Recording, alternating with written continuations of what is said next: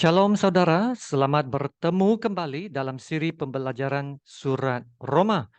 Kasih karunia dan damai sejahtera melimpahi kamu oleh pengenalan akan Allah dan akan Yesus Tuhan kita.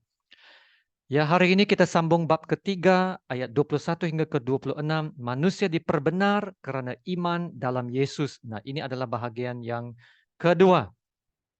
Ayat 21, tetapi sekarang tanpa hukum Taurat, kebenaran Allah telah dinyatakan seperti yang disaksikan dalam kitab Taurat dan kitab-kitab para nabi, yaitu kebenaran Allah karena iman dalam Yesus Kristus bagi semua orang yang percaya, sebab tidak ada perbedaan. Karena semua orang telah berbuat dosa dan telah kehilangan kemuliaan Allah. Dan oleh kasih karunia, dia telah dibenarkan dengan cuma-cuma karena penebusan dalam Kristus Yesus.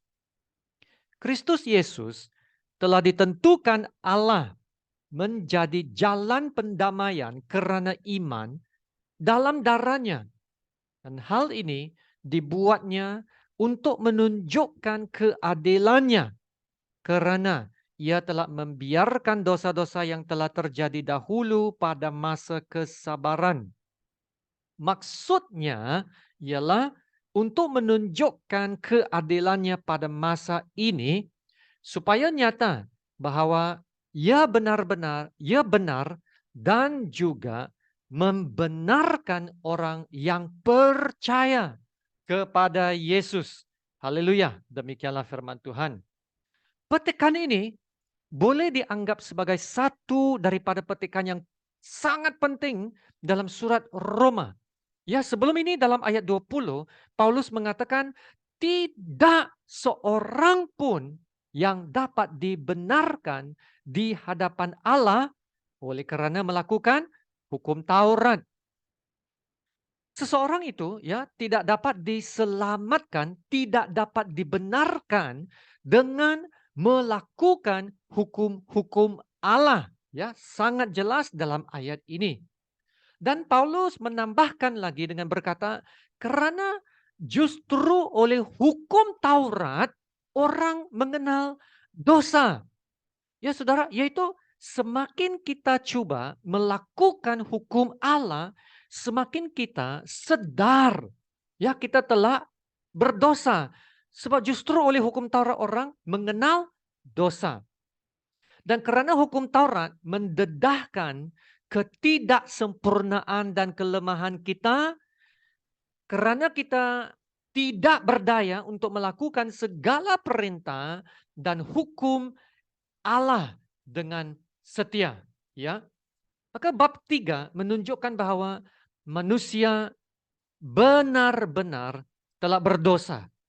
Ya, tidak berdaya untuk selamatkan diri dan sememangnya patut dihukum. Lalu datanglah ayat 21, tetapi sekarang, yaitu terjadinya suatu perubahan yang drastik ya dari sebelumnya ayat 20 itu. Nah, saya telah mengatakan bahwa syurga dan neraka tergantung pada makna dua perkataan kecil ini. Tetapi sekarang, ya, dalam Roma bab 3 ayat 21-26 yang telah kita baca, kita berurusan dengan tema-tema yang sangat penting tentang keselamatannya. Ya, terdapat sekurang-kurangnya 6 kebenaran utama dalam petikan ini yang menjadi sebahagian daripada Injil yang kita percaya. Dan saudara, yang paling luar biasanya ialah kita boleh menerima semua berkat ini secara percuma. Amin. Ya, mari kita lihat yang pertama itu yaitu perbenaran dalam ayat 21. Tetapi sekarang tanpa hukum Taurat, kebenaran Allah telah dinyatakan. Ya, saudara, manusia tidak dapat diperbenarkan melalui hukum Taurat. Ya, tapi sekarang perbenaran Allah yang bukan dari hukum Taurat ya telah dinyatakan. Dan perbenaran Allah inilah yang dapat selamatkan kita. Ya, bukan perbenaran yang melakukan hukum Taurat, tetapi perbenaran yang dari Allah. Haleluya. Ya, bagaimana mendapat perbenaran Allah ini? Jawabannya ialah dalam ayat 22, yaitu kebenaran Allah karena iman dalam Yesus Kristus bagi semua orang yang percaya. Sebab tidak ada perbedaan. Ya saudara, yaitu perbenaran yang dari Allah. Yang kita dapat peroleh melalui iman. Hanya dengan iman yang percaya dalam Yesus Kristus. Ya, bukan dengan melakukan hukum Taurat. Haleluya.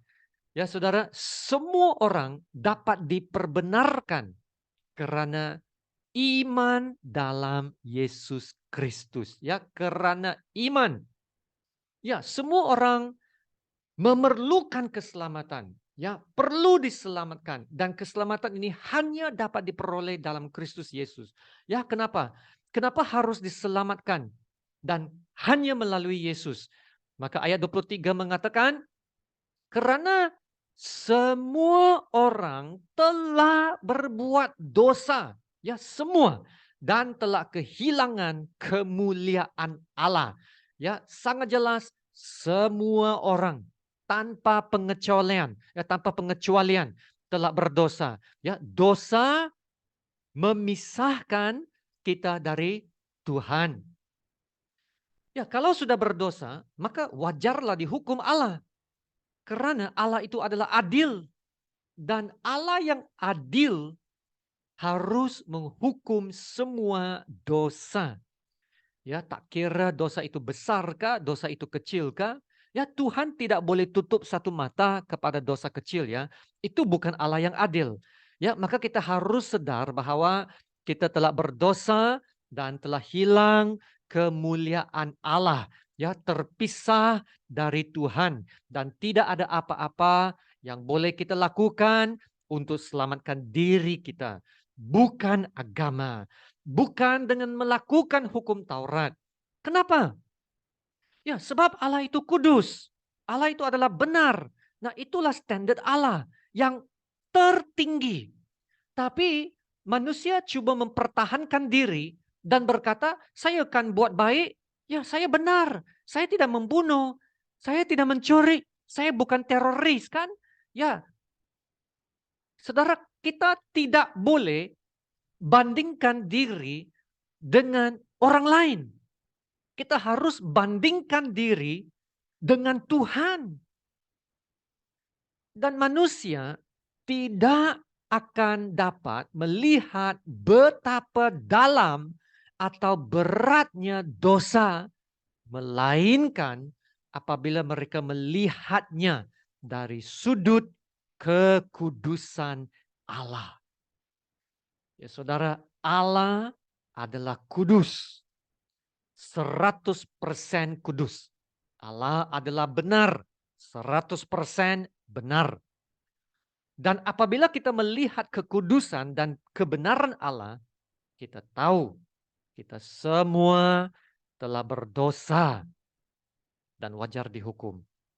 Maka saudara, hukum Taurat tidak boleh selamatkan kita.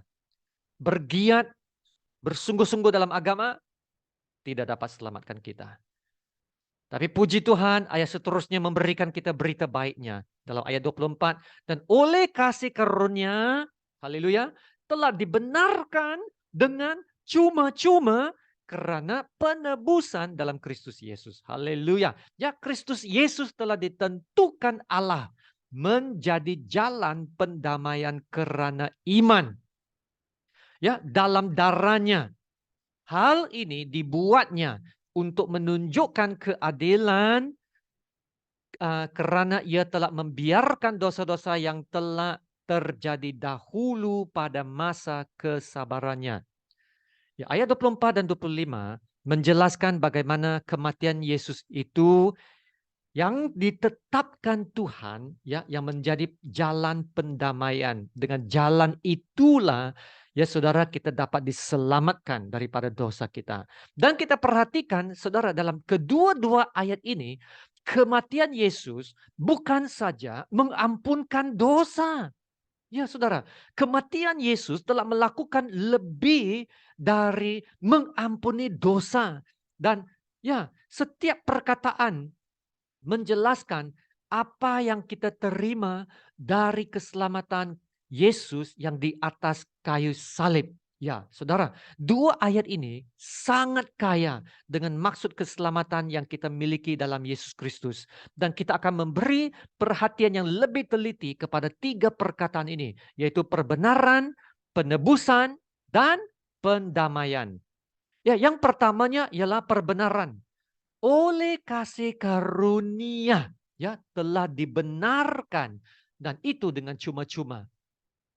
Dalam Alkitab versi Bonyo ya memakai perkataan perbenaran. Istilah ini lebih sesuai dengan tata bahasa Malaysia kita ya. Nah, itulah sebabnya saya pakaikan perbenaran. Dan di dalam Alkitab versi Bonyo diberikan definisi apa maksudnya perbenaran. Ya, perbenaran Allah merujuk kepada tindakan Allah, ya, bukan tindakan saya, ya, tindakan Allah yang benar untuk meniadakan kesalahan dan hukuman dosa di samping memungkinkan manusia berbaik semula dengan Allah. Ya, inilah tindakan Allah, yaitu perbuatan Tuhan, bukan usaha kita. Ya, perbenaran itu adalah uh, istilah undang-undang ya yang digunakan dalam mahkamah justification. Nah, ianya bermaksud mengistiharkan seorang itu tidak bersalah. Ya, maka untuk kita lebih senang faham perkataan ini, perbenaran, kata lawan perbenaran itu adalah bersalah, yaitu guilty, condemn. Ya, tapi setelah menerima perbenaran Allah, haleluya, kita tidak lagi bersalah. Tak perlu dihukum. Kita telah bebas dari segala penghukuman Allah. Amin. Nah, ini pasti melegakan seorang pesalah ya atau seperti seorang banduan penjara karena dia telah dimerdekakan, ya telah dilepaskan. Ya dalam Roma 8 ada disebut begini. Dalam Roma 8 ayat 1, demikianlah sekarang tidak ada penghukuman bagi mereka yang ada di dalam Kristus Yesus. Roh yang memberi hidup telah memerdekakan kamu dalam Kristus dari hukum dosa dan hukum maut. Amin. Wow. Nah, kita bukan saja didapati tidak bersalah, tetapi juga diistiharkan benar. Luar biasa ya. Tuhan melakukan satu reversal ya atau menterbalikkan keadaan kita, yaitu dari seorang yang bersalah menjadi seorang yang benar. Ya, itulah reversal, menterbalikkan keadaan kita ya. Ya, dan lalu bila Tuhan melihat kita, ya Tuhan tidak lagi melihat kita sebagai seorang pesalah, tetapi sebagai seorang yang benar. Wow, luar biasa. Ya, saudara, kenapa ini perlu? Ya, supaya sekarang kita boleh menghampiri Tuhan. Kita dapat mendekati Tuhan. Bukan sebagai seorang berdosa, tetapi sebagai seorang yang benar. Tanpa cacat, tanpa noda. Seperti Yesus Kristus. Amin. Ini yang sungguh luar biasa. Dan Paulus memberitahu bagaimana ini boleh terjadi.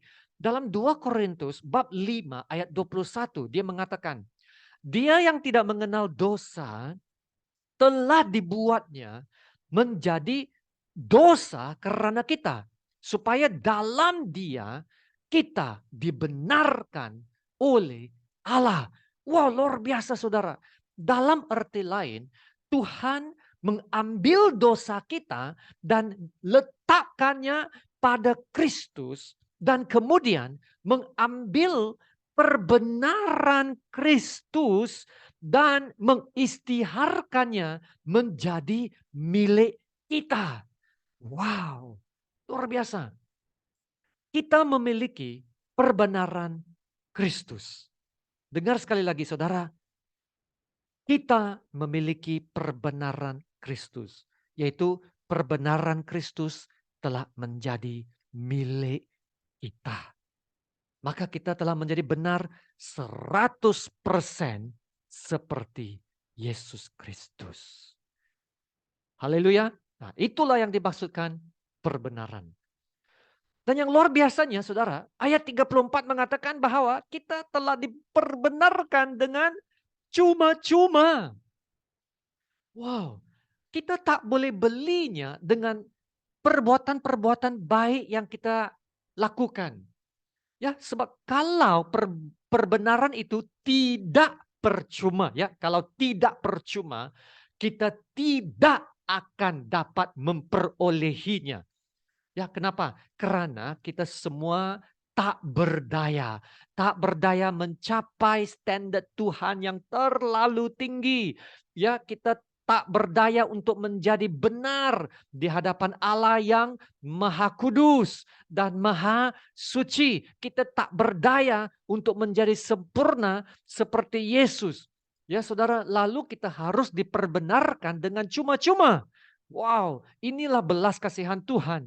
Itulah sebabnya ayat ini mengatakan oleh kasih karunia telah dibenarkan dengan cuma-cuma. Haleluya. Kasih karunia Tuhan itu adalah anugerah Tuhan kepada kita. Yang keduanya ialah penebusan.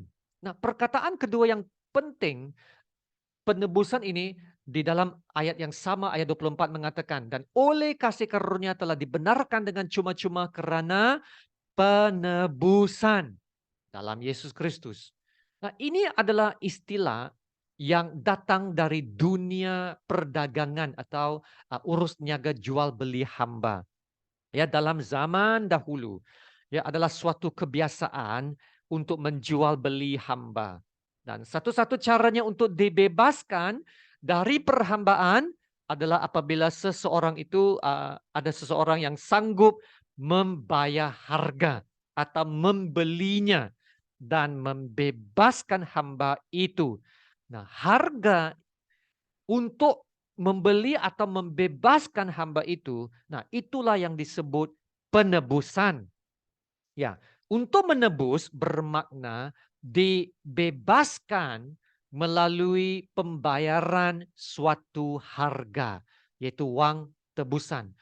Nah, Yesus melihat sendirinya sebagai uang tebusan itu, ya, untuk membeli mereka yang menjadi hamba dosa, ya, dalam Markus 10 ayat 45, karena anak manusia juga datang bukan untuk dilayani, melainkan untuk melayani dan untuk memberikan nyawanya menjadi tebusan bagi banyak orang. Ingatkah, ya, ketika Yesus di atas kayu salib, satu daripada seruan Yesus yang terakhir di atas kayu salib itu adalah sudah selesai. Ya, dalam Yohanes 19 ayat 30. Nah, ia adalah satu istilah dari dunia perdagangan yang bermaksud ia telah dibayar penuh, ya, dibayar penuh, sudah selesai. Ya. Nah, ini seperti satu surat hutang, ya, yang menyatakan semuanya sudah dibayar, tiada hutang lagi. Hutang itu telah dihapuskan. Maka walaupun perbenaran dan penebusan yang kita terima adalah percuma, tetapi bayaran untuk keselamatan kita telah dibayar dan ditanggung oleh Yesus yang menjadi tebusan itu bagi banyak orang. Haleluya. Nah, bukan kita yang bayar, tetapi Yesus yang bayar. Bagaimana bayar? Ayat 25 mengatakan, ya, Kristus Yesus telah ditentukan Allah menjadi jalan pendamaian karena iman dalam darahnya. Ya, bayar dengan darahnya yang telah dicurahkan di atas kayu salib dan hasilnya menjadi jalan pendamaian. Wow, luar biasa saudara. Mendamaikan kita dari apa?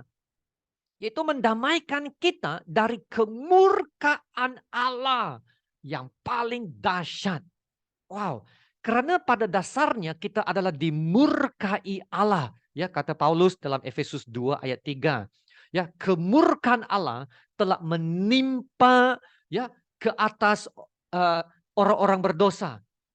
Maka pengorbanan Yesus bukan saja menanggung dosa, tetapi pengorbanan Yesus juga menanggung kemurkaan Allah.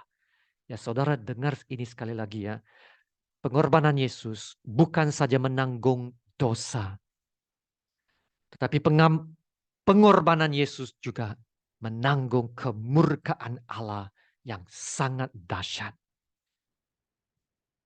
Yesus menjadi korban pendamaian. Dan hanya dengan cara inilah Yesus dapat meredakan ya kemurkaan Allah terhadap dosa-dosa manusia, yaitu dengan memenuhi segala tuntutan dan penghakiman Allah. Maka apabila kemurkaan Allah telah diredakan sepenuhnya dan penghakiman Allah telah dipuaskan sepenuhnya, dipenuhi sepenuhnya, ya, maka Yesus sebagai pengantara telah memperdamaikan Allah dengan manusia yang beriman atau percaya kepadanya. Haleluya. Haleluya. Maka kita lihat saudara, pengorbanan Yesus bukan sekadar menghasilkan pengampunan, ia telah menghasilkan perbenaran, ya, mengistiharkan kita tidak bersalah, tidak perlu dihukum, ya, seorang yang bersalah menjadi seorang yang benar. Dan penebusan, dibebaskan dari perhambaan dosa, ya, perbenaran ini membebaskan kita dari hukuman Allah. Wow, luar biasa. Dan penebusan ini membebaskan kita dari segala perhambaan dosa. Dan pengorbanan Yesus juga menghasilkan pendamaian. Ya, pengorbanan yang mendamaikan kita dengan Tuhan. Nah, saudara, satu lagi perkara sebelum kita berakhir. Yesus bukan saja menjadi jalan pendamaian bagi kita yang percaya, tetapi juga bagi mereka pada zaman perjanjian lama yang beriman kepada Tuhan. Nah, inilah yang dikatakan pada penghujung ayat 25. Kristus Yesus ya telah ditentukan Allah menjadi jalan pendamaian karena iman dalam darahnya. Hal ini dibuatnya untuk menunjukkan keadilannya karena ia telah membiarkan dosa-dosa yang telah terjadi dahulu pada masa kesabarannya. Ya, apabila Alkitab mengatakan Yesus mati untuk orang-orang percaya, ya, ini termasuk juga mereka yang hidup dalam perjanjian lama, yaitu sebelum salib. Itulah maknanya membiarkan dosa-dosa yang telah terjadi dahulu pada masa kesabarannya. Kesabaran siapa? Kesabaran Tuhan. Ya, Tuhan meletakkan dosa-dosa orang percaya dalam perjanjian lama sepertinya dalam suatu account, ya, satu account yang mana dijamin akan dibayar oleh penyelamat yang akan datang. Ya, sebelum kedatangan Yesus, Tuhan telah membuat peruntukan ya bagi orang-orang dalam perjanjian lama untuk mendapat pengampunan dosa. Bagaimana? Yaitu melalui pengorbanan haiwan-haiwan sembelihan. Ya, tapi itu hanya dapat melindungi mereka untuk sementara saja dan tidak dapat menghapuskan dosa mereka sepenuhnya. Nah, itulah sebabnya mereka harus buat berulang-ulang kali, tapi tidak dapat menghapuskan dosa. Namun Tuhan terima juga ya korban haiwan mereka sebagai bayaran, tapi bayaran sementara. Ya, Tuhan sangat sabar menantikan kedatangan Tuhan Yesus. Luar biasa kan? Ya, sehinggalah Yesus datang dan melangsaikan semua hutang dosa itu. Wow. Nah, pada kayu salib dosa-dosa bukan lagi dibiarkan tetapi telah dibayar sepenuhnya. Haleluya. Nah, itulah sebabnya dikatakan sudah selesai. Sudah selesai hutang dibayar. Untuk dosa yang lalu, untuk dosa yang sekarang, dan untuk dosa yang akan datang. Itu saudara, yang luar biasanya keselamatan manusia tetap sedia ada untuk semua manusia, ya. Bukan melalui apa yang manusia lakukan, tetapi apa yang Yesus telah lakukan. Haleluya. Yang akhirnya maksudnya, apa maksudnya semua itu? Maksudnya ialah untuk menunjukkan keadilannya pada masa ini. Supaya nyata bahwa ia benar dan juga membenarkan orang yang percaya kepada Yesus. Wow, sekiranya ya Allah begitu sabar dengan umatnya dalam perjanjian lama, ya, memperbenarkan mereka karena iman mereka yang percaya. Nah, apalagi sekarang Yesus sudah datang dan Yesus sudah mati di atas kayu salib. Maka Yesus telah menggenapi segala tuntutan penghakiman Allah. Maka sudah pastinya, ya, dengar, sudah pastinya Allah akan dapat memperbenarkan orang-orang yang percaya kepada Yesus sekarang. Nah, inilah maksudnya. Dan juga membenarkan orang percaya kepada Yesus. Sebab Yesus telah mati, Yesus telah bangkit, dan Yesus hidup. Haleluya. Maksudnya dulu ya dalam perjanjian lama belum ada Yesus. Tapi umat Tuhan pada masa itu mereka tetap percaya kepada Allah dan dapat diselamatkan. Itu sebelum Yesus. Maka sekarang Yesus telah datang. Yesus telah menyelesaikan kerja penebusannya. Maka keselamatan untuk manusia telah tersedia bagi semua orang. Dan Allah Bapa pasti dapat memperbenarkan orang yang percaya kepada Yesus. Haleluya. Maka saudara, kita haruslah tetap beriman kepada Yesus. Maka kita belajar hari ini melalui kematian dan pengorbanan Yesus. Kita telah menerima perbenaran, penebusan, dan pendamaian. Dan yang paling luar biasanya ialah saudara, kita telah menerima semua ini dengan percuma. Haleluya, haleluya, haleluya. Mari kita berdoa. Bapa kami yang di surga, terpujilah namamu, ya Tuhan. Terima kasih Bapa untuk firman kebenaran-Mu. Kami sangat-sangat bersyukur atas keselamatan yang telah kami miliki. Bukan melalui usaha kami, tetapi melalui apa yang Yesus telah lakukan. Ya Tuhan, kami sedar walau macam mana kami coba untuk berusaha menjadi baik, menjadi orang yang saleh, kami tetap berdosa dan hilang kemuliaan Allah. Tetapi melalui kasih karunia-Mu ya Bapa, kami telah diperbenarkan. Haleluya, kami telah diistiharkan tidak bersalah. Kami telah ditebus sepenuhnya oleh darah Yesus. Hutang dosa kami telah dihapuskan dan kami dapat diperdamaikan semula dengan Engkau ya Bapa. Haleluya. Haleluya, terpujilah namamu. Kami mengistiharkan, ya Tuhan, kebesaran pekerjaan-Mu yang ajaib, yang luar biasa, yang telah memanggil kami keluar dari kerajaan gelap kepada terang-Mu yang ajaib. Sehingga Tuhan, kami telah diangkat menjadi bangsa-Mu yang kudus, umat kepunyaan-Mu.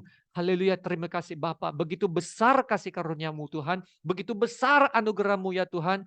Ya Tuhan, biarlah berita keselamatan yang ajaib dan luar biasa ini bergema di setiap hati pendengar. Sehinggalah ia dapat membawa keselamatan dan harapan yang lebih besar dan mulia. Terutamanya Tuhan bagi jiwa-jiwa yang masih hidup dalam kegelapan. Ya Tuhan, kiranya kebenaran-Mu akan menggerakkan hati mereka dan memerdekakan mereka. Haleluya. Terima kasih Bapa. Dalam nama Tuhan Yesus yang termulia, kami berdoa. Amin. Haleluya. Ya saudara, sekian terima kasih. Ya ingatlah ya untuk sentiasa bersyukur kepada Tuhan. Ingatlah kebaikan Tuhan, ingatlah kasih-Nya, serahkan segala kekhawatiranmu, bebanmu kepada Tuhan, sebab Tuhan yang mengasihi juga memelihara kamu. Amin. Mari kita sama-sama menerima berkat Tuhan. Tuhan memberkati engkau dan melindungi engkau. Tuhan menyinari engkau dengan wajah-Nya dan memberi engkau kasih karunia-Nya. Dan Tuhan menghadapkan wajah-Nya kepadamu dan memberi engkau damai sejahtera. Amin.